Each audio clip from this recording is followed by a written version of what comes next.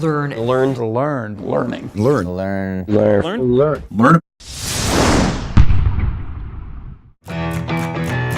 When I started the business, the Martha Stewart Living on the Media, our two words were inspire and inform.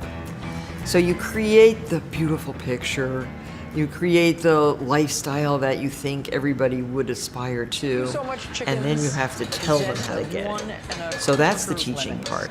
And to be that inspirer, that inspiration, you have to know a lot. You can't fake it. So I learn every single day. One of my mottos is learn something new every day. And I do. So it's all about informing yourself so that you can be a good teacher. When you're thinking about a product launch, first thing I would ask is it the right time to do a product launch? So if your product isn't figured out, if you can't fill the orders, now is not the right time to be on TechCrunch, in my opinion, or in any other major media outlet. Once you're in a major media outlet, they're not going to cover you again for some period of time or ever. If you're in the business section of the New York Times, they're not going to cover you 4 weeks later when your product is better and you're ready. So make sure that you pick your timing.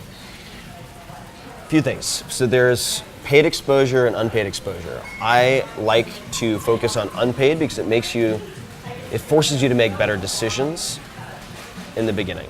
So I would read, as I always say, The 22 Immutable Laws of Marketing, 1,000 True Fans, written by Kevin Kelly. I would also read best-selling book PR and Publicity, I think it is, by Rick Frischman, Frishman. All of the techniques apply to more than books. And learn to tell the story. What are you focusing on? Are you using yourself to tell the story and then the product is associated? Is it a trend piece? Are you trying to tie what you're doing into a greater trend, which is a very effective way of getting media? In which case you're going to need other examples. You need to get comfortable with bringing in sort of cooperative competitors to create that trend piece. Learn the art of the pitch and of messaging. Only once you have figured that out would I say then you go out and you pay to acquire people. Because now if your messaging is off, it's costing you money. One of the things that companies do or startups do, they come up with an idea, they'll Google it, and if they don't see it in the first 2 pages, they think it's original. You got to go back, right? Because over the past 15 years, there's so many different businesses that have tried and failed. You have to go back and find those and learn from those. So you've got to understand all the implications and you have to learn from history. And so the best advice I can give you on a video before talking to you or emailing with you is that you've got to find out the history of people who have tried your idea, because there's a 99.99999% chance that your idea has been tried before. That's not a good reason not to start it, because you might be able to outperform them, but you better learn from the history of your idea, because you know what they say about people who don't learn from history. But the other great secret is that we're good at lifelong learning. Warren is so much better in some ways in his 70s and 80s than he was younger that it's almost awesome. If you keep learning all the time, you have a huge advantage. And we both just like it. And we have a wonderful group of friends, really wonderful. From whom we can learn a lot. Yeah. So pervasively, we were talking about culture. It is when people disagree, and you can take thoughtful people disagree, you have then the potential of learning a lot.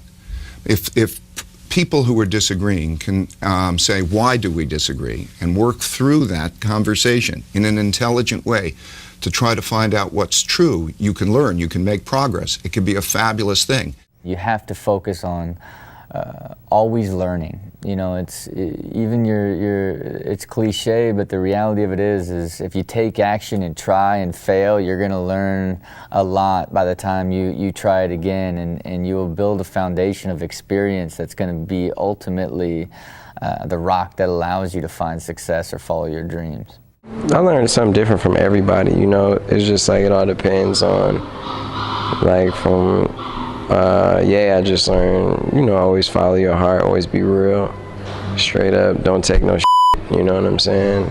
Common is somebody who, like, no matter what Common has going on with one thing, he'll always have something else going on. Like, he'll always be like, if he's not acting right, then he's making music. If he's not making music, he's always finding some ways to brand himself away from music too, and I respect that. You know what I'm saying? He's more than just a rapper. He's like a all-around businessman, and I respect that about Common. You know, so it's little things you learn from guys like that you hang around, and you know, you take little tips and apply it to yourself.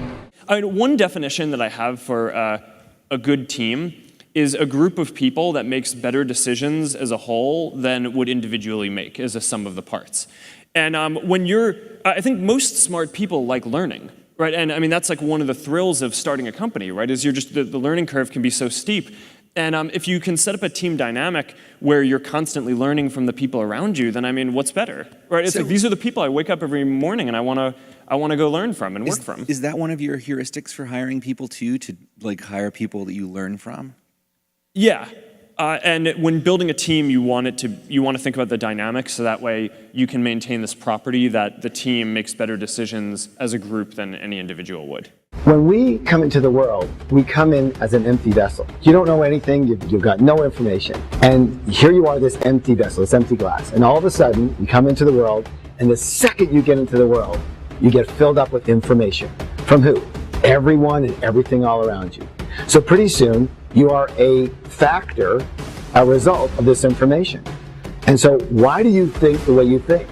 Why does anybody think the way they think? Because of the information that's been stored in the files of your mind. Your mind is nothing more than a big old file cabinet. It stores information. And so literally, the only thing you can think is what's in the files of your mind. And the only thing that's in the files of your mind is what you learned, what you were told, the information that's in there. You cannot pull out a file of a file cabinet that's not there. And that's the difference between successful people and unsuccessful people. Successful people have files in their file cabinet that are files that lead to success. When Donald Trump makes a decision, normally that decision results in success. So why is it that his decisions result in success? He has files in his mind that are success-based files, wealth-based files. It's normal, it's natural for him. It's natural for most rich people because they have files in their file cabinet called their mind that result in actions that result in success. Most people are the opposite. Why? Because most people learn about money, about success, about happiness from people who aren't successful, wealthy, and happy. So if that's what you learn, what do you expect? So what do? Well, you need to reprogram. You need to relearn. You need to put some new information in the files of your mind, and then you need to have some new actions from those files, and you will get new results. Now, language is part of communication, but there's a much bigger piece of communication than language, which is the nonverbal communication that happens between people. Most persuasion, most bonding, most connection happens on channels other than the words. Right? So you've heard the old estimates that, you know, over 90% of your communication is your voice tone and your body language. Communication is so important. And what's amazing is most people are just unconscious. They're not paying any attention to it. They're not learning how to communicate with and connect with other people better. So learn about body language, learn about nonverbal communication, learn about how to connect with people and build rapport.